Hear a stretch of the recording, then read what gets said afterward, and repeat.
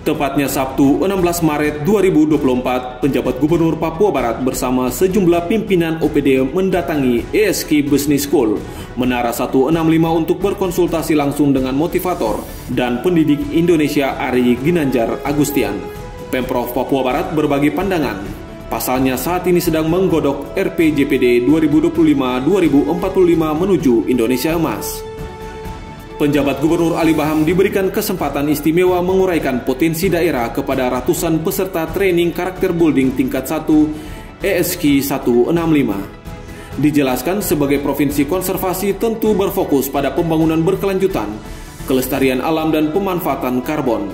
Sebagai tempat menimba ilmu sejak 20 tahun lalu, ESK telah membentuk dirinya dapat berpikir hari kemarin, saat ini, dan ke depannya. Ditegaskan, saat ini Papua Barat sedang menyiapkan perencanaan pembangunan jangka panjang 2025-2045 yang antara lain konsep Indonesia Emas, sehingga langkah kolaborasi terukur terus ditingkatkan. Digambarkan penjabat Gubernur Ali Baham akan menawarkan konsep terbaru satu tungku tiga batu untuk Indonesia, bahkan bersifat universal. Seperti diketahui, filosofi tersebut menjadi landasan hidup kebersamaan masyarakat Papua Barat, terkhusus Kabupaten Fakfak. Selain itu, skenario emas yang diterjemahkan Papua Barat meliputi ekonomi tumbuh, mandiri, adil, dan sejahtera.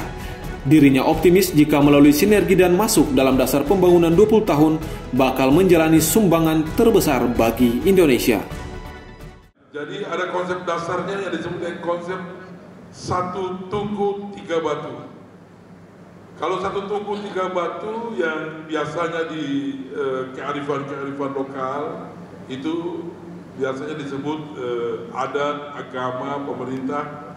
Bahkan di daerah kami itu satu marga itu ada tiga agama, ada Islam, ada Katolik, ada Protestan.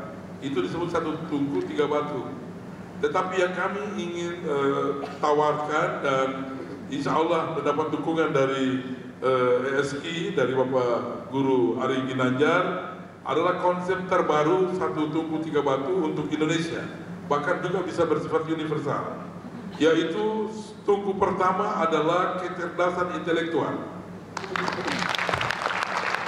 tungku yang kedua adalah kecerdasan emosional, dan tungku yang ketiga adalah kecerdasan spiritual.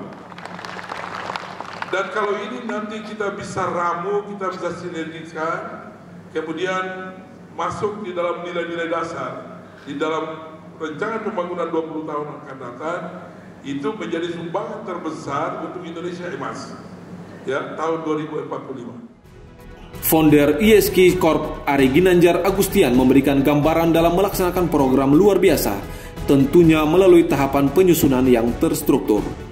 Di samping itu, mengutamakan kesejahteraan wajib mengikutsertakan dengan memegang undang-undang karbon yang digagas pemerintah pusat.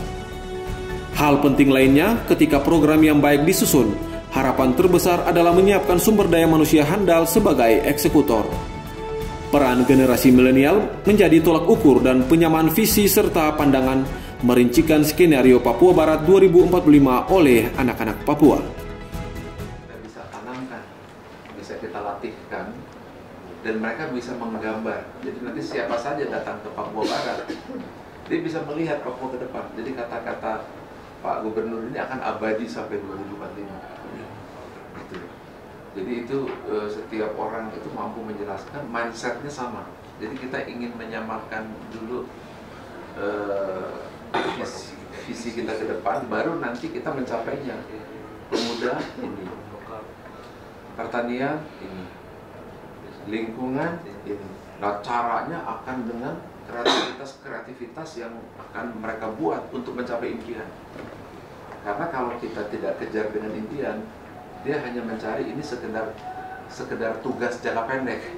Tapi seperti tadi Pak Prof. Charlie sampaikan, tapi tidak bisa merasakan spiritualitas di balik kakao. Gitu kan? Itu kan tadi cerita kakao spiritualitas gitu. Tidak mampu melihat spiritualitas di balik pertanian. Nah, sementara orang Papua ini dia bisa melihat itu, beda dengan di sini. Nah, itu kita bentuk mindsetnya dulu. Ya, istilahnya itu start with the end of mind, mulai dengan akhir pikiran. Dari Jakarta, Media Diskominfo Papua Barat melaporkan.